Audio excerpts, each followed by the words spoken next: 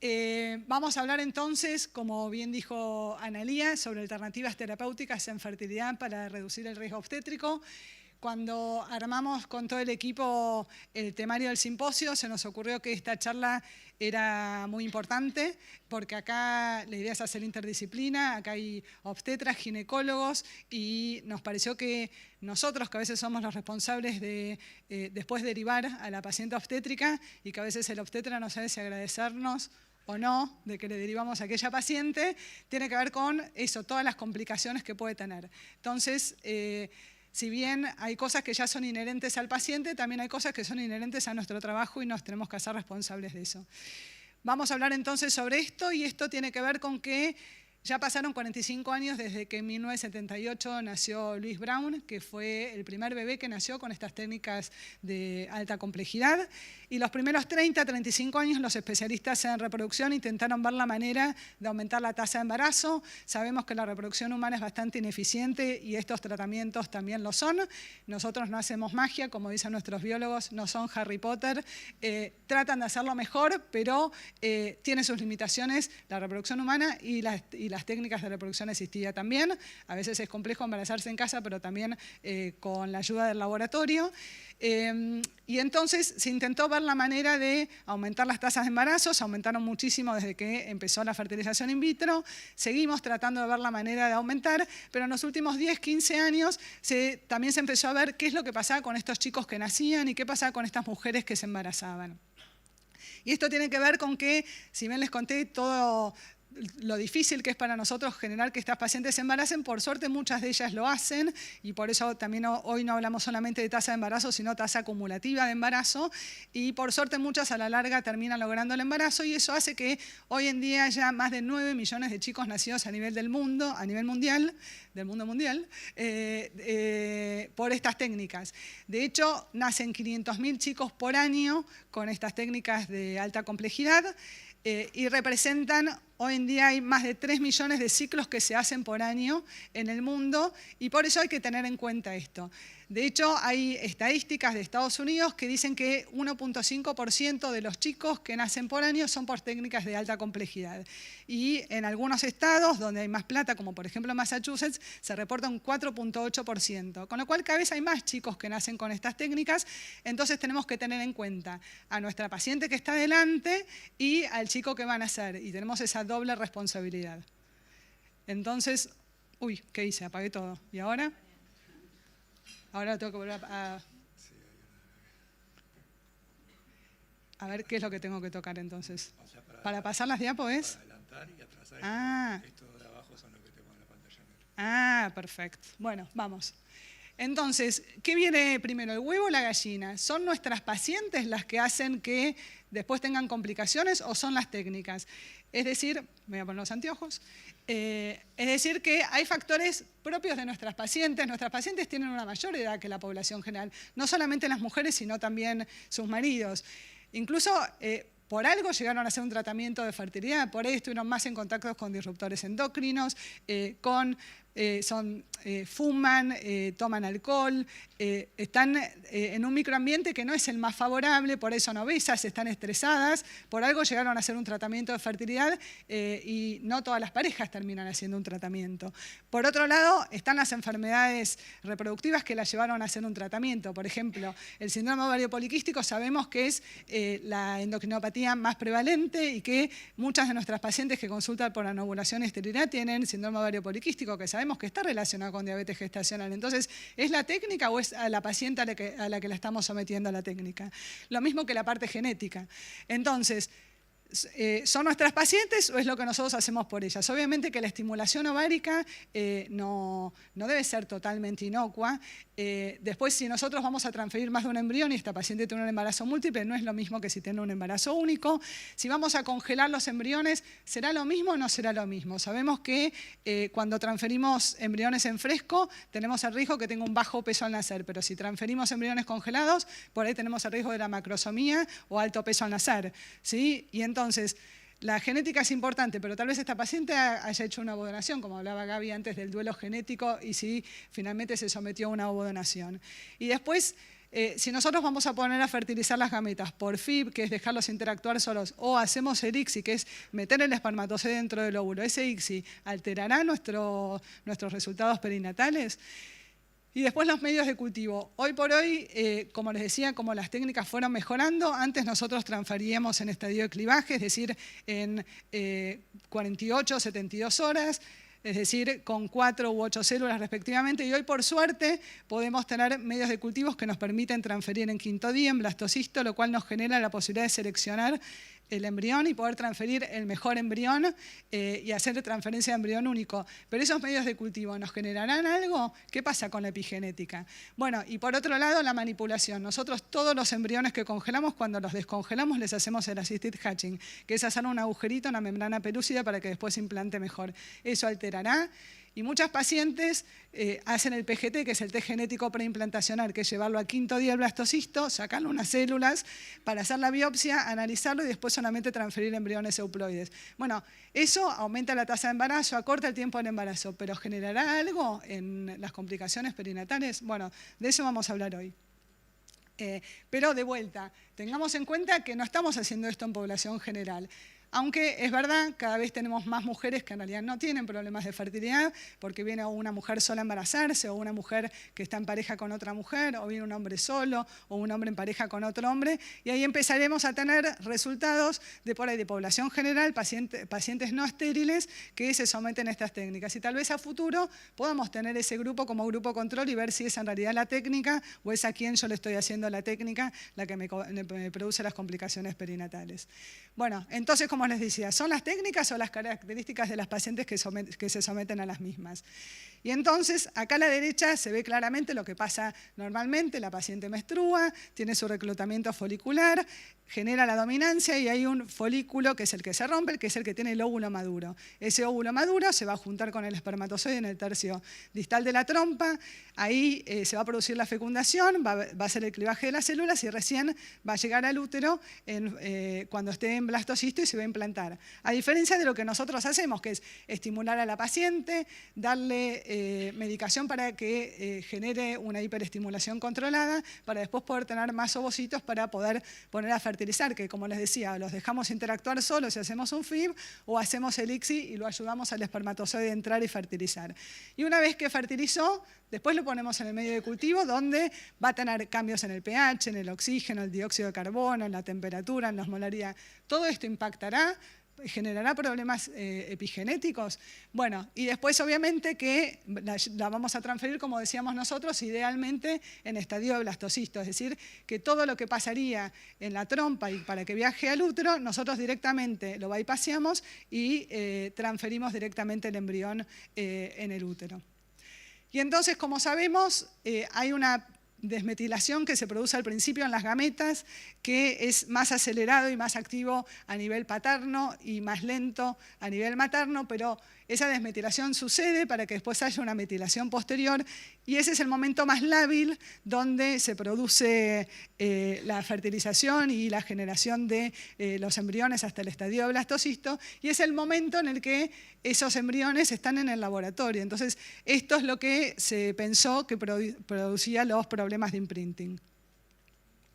Y entonces, como les decía antes, están los factores epigenéticos, pero también está el estilo de vida, están los factores ambientales. Estas gametas de algún lado vienen, y no es lo mismo si vienen de una mujer con estrés, obesidad, que si no, que si este hombre o la mujer fuma, no fuma, si es obeso, si toma alcohol. Y todo esto va a repercutir entonces en las complicaciones a largo plazo. Como les decía, Louise Brown recién tiene 45 años. Me acuerdo del año pasado en ACRM, en el Congreso Americano de Fertilidad, era como una estrella, vino para que todos se sacaran fotos. Es grandota, gordita, tiene creo que todas las complicaciones que queremos nosotros evitar, pero bueno, casual, no sé si todas las demás eran así, pero la realidad es que como solamente pasaron 45 años, la realidad es que no sabemos a futuro las complicaciones que van a tener estos chicos. Estamos viendo ahora las de corto plazo, pero si van a tener más complicaciones cardiovasculares o metabólicas, la realidad es que no lo sabemos. Y entonces las complicaciones en la descendencia pueden ser la prematurez y el bajo peso, eso lo veíamos mucho más cuando antes transferíamos más de un embrión, entonces lo veíamos más en los embarazos múltiples. Las anomalías congénitas y las malformaciones, hay trabajos publicados que hablan de mayor incidencia, pero la realidad es que no son concluyentes y no se vio que estas técnicas lo produjeran. Las alteraciones por imprinting, los que les contaba antes, en el 2012 publicó el primer artículo que hablaba de 2 casos de síndrome de Angelman y después empezaron a aparecer otros síndromes que son poco conocidos, poco frecuentes, que se vio que eran un poquito más frecuentes en pacientes que hacían ICSI. Pero la realidad es que son tan poco frecuentes en la población general que aunque aumenten un poquito el riesgo relativo, tampoco es que aumentan tanto el riesgo y tampoco vemos tantos de estos síndromes dando vueltas, ¿sí? Si no lo veríamos más seguido y la realidad es que no es así. Y con respecto a las complicaciones perinatales, que nos vamos a dedicar un poco a eso, está visto mayor incidencia de hipertensión, de diabetes y de mayor morbilidad en el embarazo y en el parto. Este es un trabajo, no se preocupen que no les voy a leer cada renglón, que habla de qué pasó con complicaciones perinatales en 10 años, comparando pacientes que habían sido sometidas a técnicas de reproducción asistida versus aquellas que se habían embarazado en forma espontánea. Y lo que ven es que aquellas que habían hecho técnicas de reproducción asistida, que eran estas 1.125 pacientes, tuvieron más bajo peso los chicos, tuvieron más prematurez, no tuvieron más malformaciones congénitas, pero sí tuvieron más muertes neonatales. Entonces, haciendo esta introducción bastante extensa de qué es lo que podría pasar, vamos a ver nosotros, desde la reproducción, qué podemos hacer para evitarlos, qué estrategias tenemos disponibles. Y vamos a hablar sucintamente, o lo que pueda hacer al respecto, sobre cada uno de estos temas. Si hacer FIV o hacer ICSI, si transferir en fresco o en congelado, y en caso de que transfiramos congelado, si hacer ciclo natural o hacer un ciclo inducido, es decir, darle comprimidos o hacer que la paciente ovule y tratar de ver la ventana de implantación de acuerdo a cuando ella ovuló. Si hacer o no hacer el PGT, que es la técnica que les contaba del diagnóstico genético preimplantacional. Tener en cuenta la edad paterna, porque siempre hablamos de la mujer, pero la edad paterna también hay que tenerla en cuenta porque sabemos que genera complicaciones. No me quiero spoilear la charla, así que después se las voy a contar. Y por último, y no menos importante, de hecho creo que lo más importante, la tendencia actual, que ya copiamos del hemisferio norte, de tratar de transferir un solo y único embrión, que es lo que casi siempre hacemos nosotros en nuestro laboratorio. Entonces, vamos a hablar sobre FIV versus ICSI. Un poco les hablé de los artículos que empezaron a salir publicados de los problemas de imprinting, que solamente se vio en aquellos que hacían ICSI y no en los que hacían FIV. Y por eso es importante, nosotros hace mucho, los que hacemos reproducción hace mucho, hay muchas clínicas que son ICSI friendly, es decir, que le hacen ICSI a todas las pacientes, más allá de si hay un factor masculino o no, porque todos tenemos miedo que cuando ponemos a fertilizar y al día siguiente tenemos que hablar con la paciente y contarle cuántos embriones tiene, decirle que no hubo fertilización y no hay embriones. Es una tragedia, todos lo queremos evitar, entonces como el ICSI aumenta un poquitito más la tasa de fertilización, hay muchas clínicas que solamente hacen esto. La realidad es que ya está publicado en un montón de lados, de hecho este es un review donde muestra muchos trabajos donde la tasa de embarazo no aumenta si yo le hago ICSI versus FIV. Y de hecho, hoy tendremos que indicar solamente el ICSI en aquellas pacientes que tienen un factor masculino moderado a severo. Si no, no solamente no aumenta la tasa de embarazo, sino que de hecho aumenta un poco más con FIV. Nosotros antes a las pacientes de mal pronóstico, las que tenían pocos óvulos, las que eran grandes, las que tenían óvulos de mala calidad, o sea, el 90% de las pacientes, a esas les hacíamos, claro, les hacíamos un ICSI. Más la que tenía el factor masculino hacíamos ICSI, o sea, ICSI salvo que se demuestre lo contrario. La realidad es que ya está publicado que el ICSI no va a aumentar y que habría que hacer 33 casos de más de ICSI para evitar una falla de fertilización. Es decir, costo-efectividad no vale la pena, el ICSI genera más, como les decía, está en controversia, pero genera algunas cosas que el FIV no los genera, más el mayor costo, más el mayor trabajo de los biólogos, a los que nosotros, están acá presentes, los cuidamos mucho. ¿Es verdad? ¿O no es verdad? Bueno, entonces les voy a mostrar nuestras estadísticas. Nosotros hacemos FIV, salvo que se demuestre lo contrario, es decir, obviamente cuando hay un factor masculino moderado severo, cuando hay una biopsia de testículo, etcétera, obviamente que hacemos ICSI, tampoco somos talibanes, pero cuando no hay un factor masculino, por eso siempre pedimos que tenga un espermograma de los últimos 6 meses, que esté bien estudiado el señor, y si las condiciones están dadas, hacemos FIV. y no solamente cuando es con óvulos propios, sino también con ovodonación. Por eso les voy a mostrar lo que me pasaron los chicos del laboratorio de nuestras estadísticas. Esto es de enero a septiembre. Nosotros hacemos ateneos 2 veces por semana y cada 3 meses miramos las estadísticas, con lo cual estas son las estadísticas de los primeros 3 trimestres, ¿sí? O sea, de enero a septiembre. Y acá, si se fijan, casos con óvulos propios, hicimos en ese periodo 41 FIV y 110 ICSI.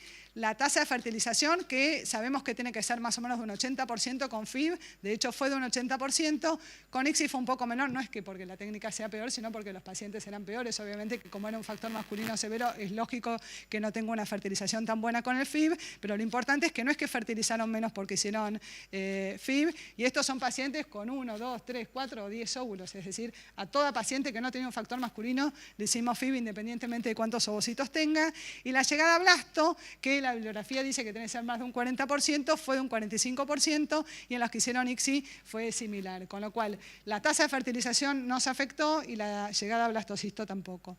Y con respecto a las que hicieron ovodonación, lo separé a propósito porque justamente en ovodonación no tengo ya el tema ovocitario, ni de la calidad ni de la cantidad de ovocitos, porque a todos le damos más o menos lo mismo, y este es un punto que me quiero detener.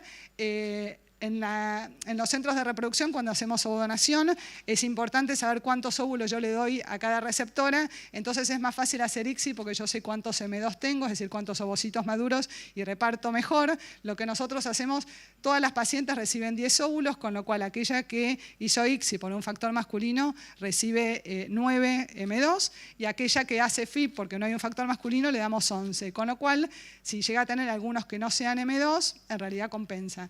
Generalmente, y acá está Analia, que es la que reparte los óvulos, termina dándole más a todas, pero bueno, más o menos para que la paciente sepa cuántos va a recibir, es más o menos ese el número. Pero bueno, en las pacientes con ovodonación, o sea, no había un factor ovocitario, le hicimos a 57 FIV y a 100 le hicimos ICSI. La tasa de fertilización fue exactamente la misma y la llegada a blastocisto también.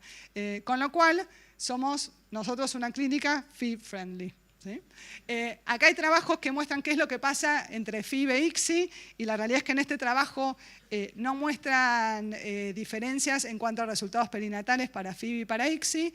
Y en este otro trabajo lo que hacen es comparan pacientes que no tenían factor masculino, que les hicieron FIV o ICSI, y en aquellas que le hicieron FIV aunque tuvieran factor masculino, un poco jugado, pero bueno. Y lo único que encontraron de diferencia es con respecto a la incidencia de diabetes gestacional. En todo lo demás no encontraron diferencias. Y esto a favor de mayor diabetes gestacional en aquellos que habían hecho ICSI. Con respecto al autismo, que se habla mucho, al ser multifactorial es muy difícil encontrarle una causa exacta. Hay trabajos que hablan de aquellos que hicieron ICSI que tenían más autismo, pero de vuelta voy a lo del inicio de la charla. No es solamente la técnica, sino a quién se la hago. ¿Quiénes van a hacer ICSI? Probablemente sean pacientes de más de 45 años, que sabemos que está más relacionado al autismo, con un factor masculino severo. Entonces, como bien dice el título, es una asociación que es controvertida y no se sabe realmente si es el ICSI en sí o son los pacientes. Probablemente sean más los pacientes. Pero de vuelta, y para ya pasar a otro tema, nosotros le hacemos FIV si no hay un factor masculino severo, y como hay mucho publicado y mucho por verse, si no está indicado el ICSI, no habría necesidad de exponerla a un mayor riesgo a esta pareja. Vamos a pasar a fresco versus congelado. ¿Qué hago? Una paciente yo le estimulo, le saco los óvulos, los junto con el semen de su pareja o con el semen de banco en caso de que no la tuviera. Nosotros tenemos banco de semen, o sea que lo que la paciente necesite, se generan los embriones.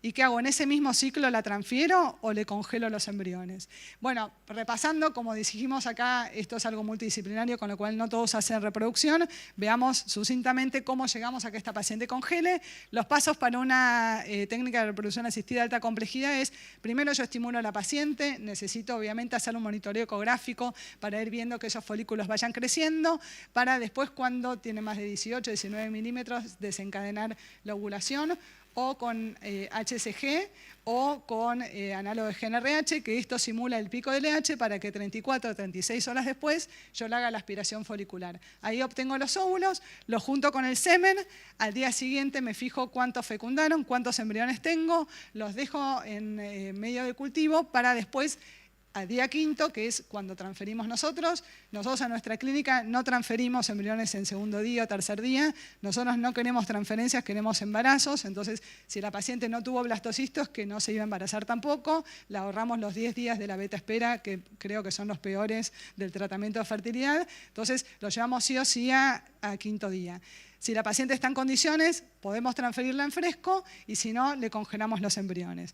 Con lo cual, al quinto día hay una transferencia, si sobran embriones de buena calidad, la congelamos y si decidimos congelar todo, ahí llegamos al congelamiento, ¿sí? Entonces, hay algunas clínicas que hacen lo que decimos freeze all, que es congelarle todos los embriones. Hubo una cierta tendencia en algún momento. Hoy ya no es tan así, pero bueno, vamos a ver cuándo congelamos los embriones. Tal vez yo a esta paciente la quería transferir, pero el endometrio no está receptivo. Sí, yo necesito que tenga un endometrio de más de 7 milímetros trilaminar, que es el que va a hacer que esta paciente tenga chance de embarazarse. Si el endometrio no acompañó, la realidad es que le congelamos los embriones, o si la paciente empezó con pérdidas. O nosotros lo que hacemos es aquella paciente que se va a transferir en fresco, el día que se da la HCG le hacemos un dosaje de progesterona, que si está alta es que se me corrió la ventana de implantación y tampoco la puedo transferir. Si esta paciente tuvo mucha respuesta a la estimulación ovárica, nosotros sabemos que el YEO puede ser en el momento de la estimulación o puede ser una vez que logre el embarazo, porque la HCG va a hacer que se perpetúe este YEO. Y aparte, nosotros podemos desencadenar la ovulación, como les dije antes, con HCG, que es lo que me va a producir el YEO, o con un análogo de GnRH. Si yo le doy un análogo de GnRH porque la paciente tuvo mucha respuesta y quiero evitar que tenga un YEO, a esas pacientes yo no las puedo transferir. Así que esta sería otra indicación para congelarle los embriones.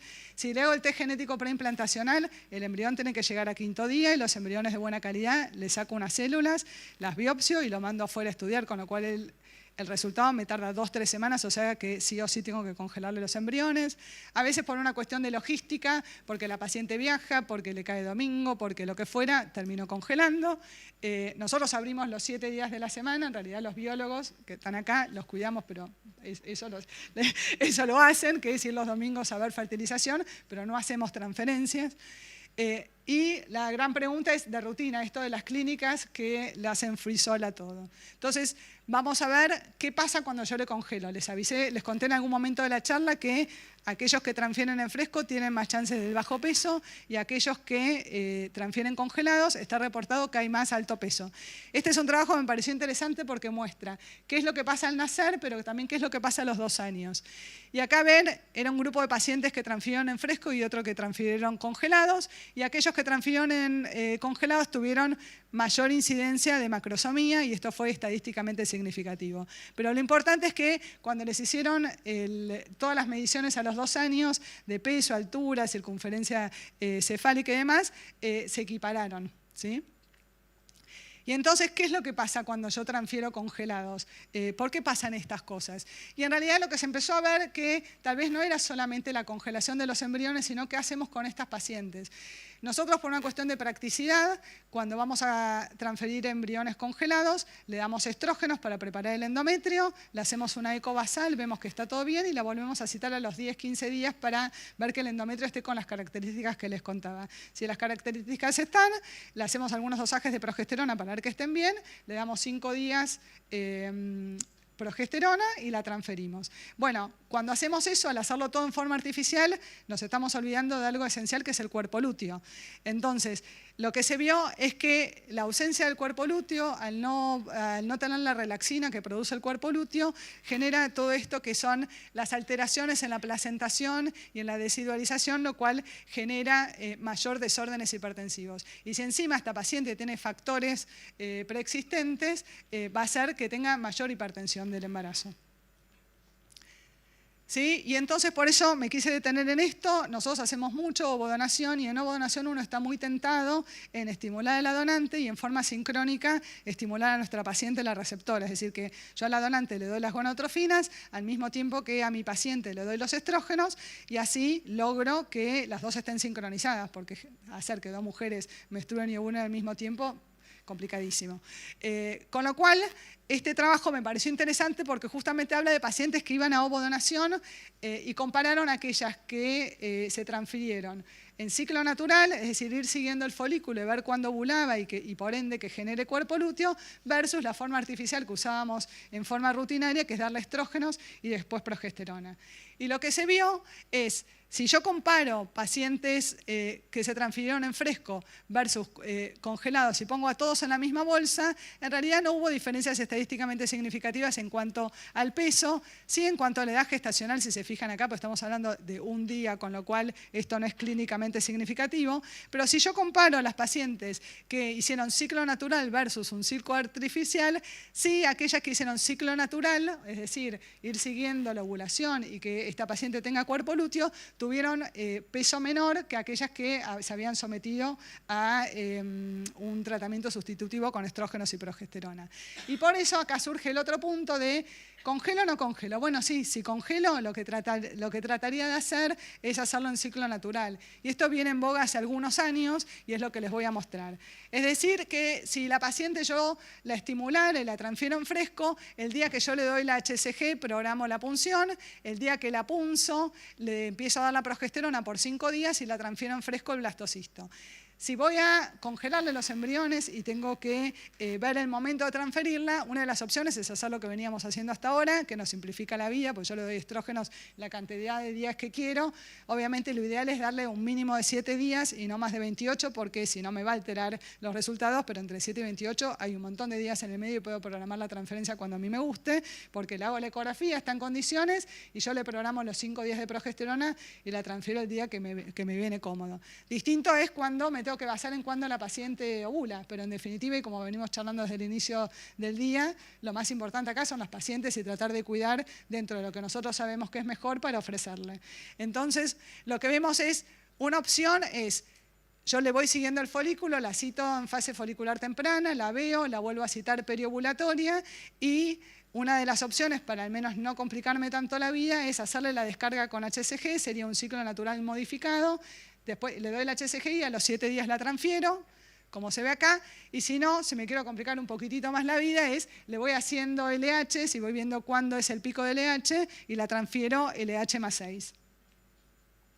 Bueno, estos son trabajos que muestran justamente qué pasaba con pacientes que hacían ciclo natural versus ciclo sustituido, y lo que muestra claramente es que aquellas pacientes que habían hecho ciclo sustituido tenían más hipertensión del embarazo, más preeclampsia, más hemorragia posparto y mayor peso. Todo lo que les contaba, que en realidad parecía que el cuco era congelar embriones, ahora pareciera que en realidad es la medicación que le damos después. Eso se publicó en el 2021, en el 2022 siguieron apareciendo trabajos que mostraban exactamente lo mismo, más preeclampsia, más hipertensión gestacional y más hemorragia antes de las 20 semanas en aquellas pacientes que habían hecho ciclo sustituido. En el 23 muestran exactamente lo mismo y de hecho este es un metaanálisis que muestra lo mismo. Aquellas pacientes que habían hecho ciclo natural tenían menor riesgo de hipertensión, preeclampsia e hipertensión gestacional y tenían menos pesos que aquellas que habían tenido un ciclo sustituido. Este es otro metaanálisis que dice exactamente lo mismo. Y por eso nosotros desde la clínica empezamos a hacer más ciclo natural. ¿Sí? Les voy a mostrar también de enero a septiembre qué es lo que estuvimos haciendo. Hubo 40 casos que hicimos ciclo natural y 84 sustituidos y vimos que la tasa de embarazo era mayor con ciclo natural, porque hay trabajos que también muestran eso, como la charla era sobre las complicaciones obstétricas, me refería a eso, pero hay trabajos que hablan de mayor tasa de embarazo. No les puedo hablar de complicaciones obstétricas porque les quise traerlo de este año, con lo cual estos chicos todavía no nacieron. Pero sí nos está generando más embarazos que en definitiva es lo que queremos lograr los que hacemos reproducción asistida. Bueno, PGT sí o PGT no, es bueno, es malo. La realidad es que ya se los dice el título, como en realidad el PGT no genera complicaciones obstétricas. Este trabajo lo que muestra es un grupo de pacientes que hicieron PGTA versus aquellas que no lo hicieron. Las que hicieron PGTA, como ven, eran mucho mayores, tenían 39 años versus aquellas que no lo hicieron, que tenían 36, lo cual es lógico, porque una de las indicaciones del PGTA es justamente edad avanzada para cortar el tiempo al embarazo y apurarme a transferir y no transferir embriones euploides. Así que fueron mujeres mayores, pero así todo no tuvieron mayores complicaciones obstétricas, con lo cual el PGT hasta hoy no estaría relacionado con complicaciones obstétricas. Este es otro trabajo que muestra exactamente lo mismo, como no hubo diferencias estadísticamente significativas con respecto a complicaciones obstétricas en pacientes que habían hecho PGT y aquellas que no. Esta es la rama de las que hicieron PGT, estos es las que hicieron FIV-ICSI y estas son las que tuvieron una concepción espontánea. Lo único que hubo diferencias es comparando PGT versus concepción espontánea con respecto a embarazos que nacieron antes de las 37 semanas. Pero en realidad no estoy comparando PGT con ICSI, sino PGT con concepción espontánea, con lo cual estamos hablando de poblaciones distintas. Bueno, me quería detener 2 minutos en esto, en la edad paterna, esto que en todas las charlas siempre se habla de la mujer, de no hacer tratamientos más allá de los 50, 51 años, y nadie le dice al hombre hasta qué edad puede hacer tratamiento. Y esto no es inocuo. Lamentablemente, desde ninguna sociedad hay un lineamiento como para que le digamos al señor, no, mire, usted ya no puede usar su semen, si quiere ser padre, lo entendemos, usemos semen de banco, porque la edad paterna trae sus complicaciones, de hecho se embarazan menos, tanto la cantidad como la calidad del semen es peor, y eso hace que se embaracen menos.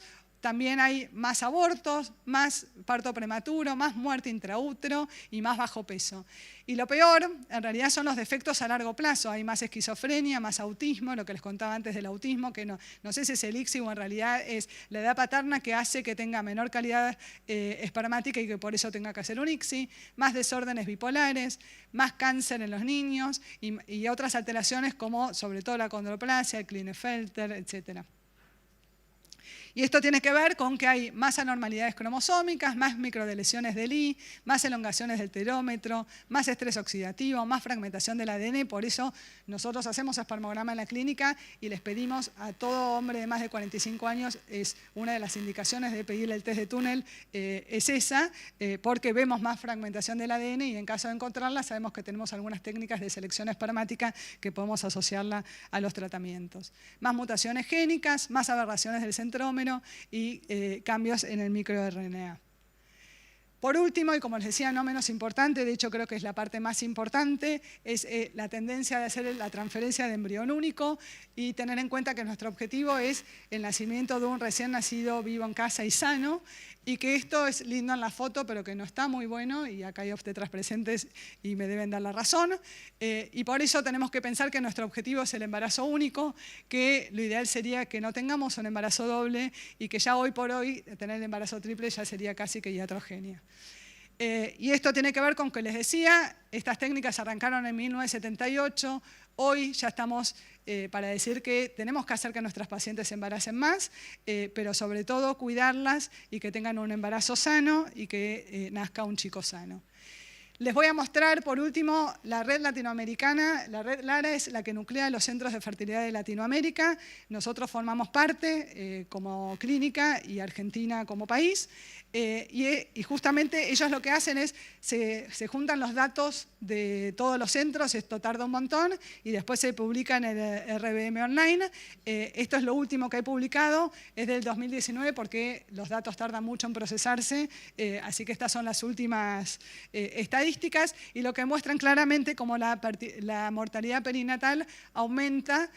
Si yo tengo un embarazo único, hablan de un 7%, si tengo un embarazo doble, el 17%, y si tengo un embarazo triple, un 63%, algo que hoy por hoy es inadmisible, sabiendo que tenemos buenas técnicas de vitrificación de embriones, que la transferencia de embriones congelados, como les decía, si yo hago un ciclo natural no le genero mayor riesgo a la paciente, con lo cual no deberíamos hoy transferir 3 embriones, creo que lo hacen en las clínicas donde no llegan a blastocisto, entonces no pueden hacer una buena selección embrionaria. Y entonces lo que les mostraba, la red LARA nuclea a los centros de Latinoamérica, donde el país que más aporta datos es Brasil, el segundo es México y nosotros somos el tercero. Con lo cual, mucho de lo que está acá registrado tiene que ver con lo que hacemos en nuestro país. Nosotros cuando transferimos, a veces transferimos un embrión único porque es lo único que hay, y ahí no hay mucho para elegir, pero lo ideal es poder hacer una selección embrionaria y transferir uno porque yo decido transferir uno, y eso es lo que les voy a mostrar. Cuando nosotros decidimos transferir un solo embrión, o sea, hacemos la transferencia de un blastocisto, la tasa de embarazo, según lo que reportó la red LARA, fue del 42%, de los cuales el 98% fueron embarazos únicos, un 1.8 fueron embarazos dobles. Nosotros en este año, nosotros casi no hacemos transferencia de 2 embriones, pero hubo 3 pacientes que se dividieron los embriones y tuvimos 3 embarazos gemelares. O sea que esto puede pasar aunque uno transfiere uno solo y hay que decírselo a los pacientes, pero bueno, lógicamente no hubo ningún embarazo triple. Mientras que cuando se decidió transferir 2, o sea, en forma electiva, la tasa de embarazo obviamente fue mayor, pasó de un 42 a un 52%, pero acá hubo 72% de embarazos únicos, hubo un 27% de embarazos dobles y un 0.4% de triples. Con lo cual, nosotros tratamos de hablar de tasa acumulativa de embarazo. Si la paciente tiene 2 embriones de buena calidad, va a tener la misma chance transfiriéndose uno y después transfiriéndose el otro, que si yo le transfiero los 2 y le aumento la posibilidad del embarazo múltiple. Nosotros aparte hacemos mucho PGT, mucho de estudio genético preimplantacional, donde ya sabemos qué embrión es euploide y ahí contraindicamos la transferencia de 2 embriones. Lo digo enfáticamente porque muchos pacientes quieren venir a transferirse 2, así como la prensa habla mucho de la trombofilia, como contaba Beatriz Gran, también las películas hablan de lo lindo que es el embarazo múltiple y cómo yo hago un tratamiento y me llevo 2 chicos. Bueno, no, lo ideal es que no, y por ahí sentarse con la paciente y explicarle la morbimortalidad y para que ella entienda y transferir uno solo. Y acá muestra claramente, esto es cuando uno no le queda otra y transfiere uno solo, donde no es que porque transfirió uno se embaraza menos, es porque era lo único que había. Entonces, si es una paciente con una baja reserva ovárica, con una mala calidad ovocitaria, tuvo solamente un embrión para transferir, bueno, obviamente va a tener menos tasa de embarazo que si yo elijo qué embrión transfiero.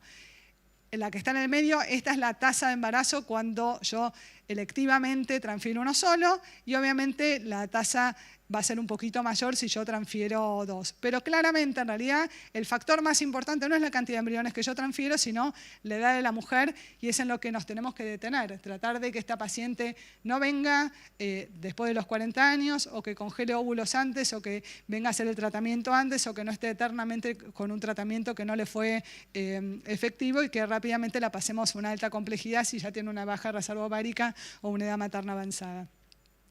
Y entonces lo que vemos acá es que no es solamente que nacen antes y que tienen más morbimortalidad, sino que obviamente tienen menos peso. El embarazo único, según las estadísticas de lo que se reportó de la red LARA, pesaron 3,1 kg, mientras que los gemelares 2,300 y los trigemelares 1,500 kg. Obviamente que esto genera más complicaciones, más neonatología, con todas las complicaciones a corto y a largo plazo.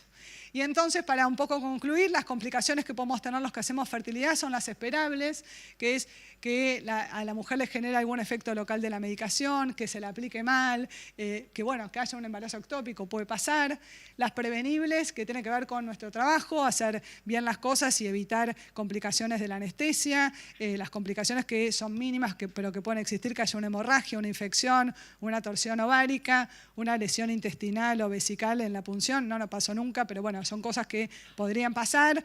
Un error en la muestra, que obviamente uno intenta que no suceda. Las controlables, que es el YEO, o de lo que hablamos nosotros, el embarazo múltiple, eso lo controlamos nosotros. De hecho, hoy la mayor tasa de embarazo múltiple tiene más que ver con la baja complejidad, donde yo controlo menos cuántos folículos finalmente se rompen, la paciente ovula y se embaraza, que cuando yo transfiero embriones que puedo yo decidir transferir uno solo. Y los discutibles, el cáncer, que no entramos en eso, y los efectos en la descendencia, que es de lo que hablamos hasta ahora. Y entonces, un poco resumiendo, y los mensajes que nos tendríamos que llevar a casa, es que si no hay un factor masculino severo, no habría que hacer un ICSI, que si transferimos embriones congelados y la paciente ovula, porque también pensemos que algunas de ellas no lo hacen, tendríamos que intentar hacer un ciclo natural, que no se demostró nada deleterio sobre el PGT y el riesgo obstétrico, que tendríamos que asesorar sobre la edad paterna avanzada y no solo en la materna, ¿sí? Tener en cuenta a la pareja, y que tendríamos que transferir un embrión único y para eso tratar de ver las posibilidades de que nuestro laboratorio esté en condiciones de tener buena llegada a blastocisto y buenas tasas de embarazo con blastocisto. Y entonces podríamos concluir que hay que considerar todos estos riesgos y no minimizarlos, informarle a los pacientes, tener en cuenta el bienestar de la paciente y del bebé por nacer, no solamente de nuestra paciente, sino del bebé por nacer. Por eso algunas cosas le ponemos límites y más allá de los 51 años no hacemos tratamientos. Que las técnicas de reproducción asistida son seguras y que ofrecen un tratamiento a personas con un enorme deseo de tener un hijo sano. Digamos, la charla de hoy no es para decir no le hagamos tratamiento a nadie, tengamos en cuenta que esta gente viene angustiada, con ganas de tener un hijo y que costo-beneficio tenemos que seguir haciendo esto. Pero que bueno, que hacer los tratamientos de fertilidad es un gran privilegio, pero también es una gran responsabilidad y que lo tenemos que tener en cuenta. Bueno, quiero agradecerles a todos ustedes por escucharme, por estar acá, por compartir este simposio y sobre todo quiero agradecer al equipo que está acá presente y que sin ellos nada de todo esto hubiera sido posible. Gracias.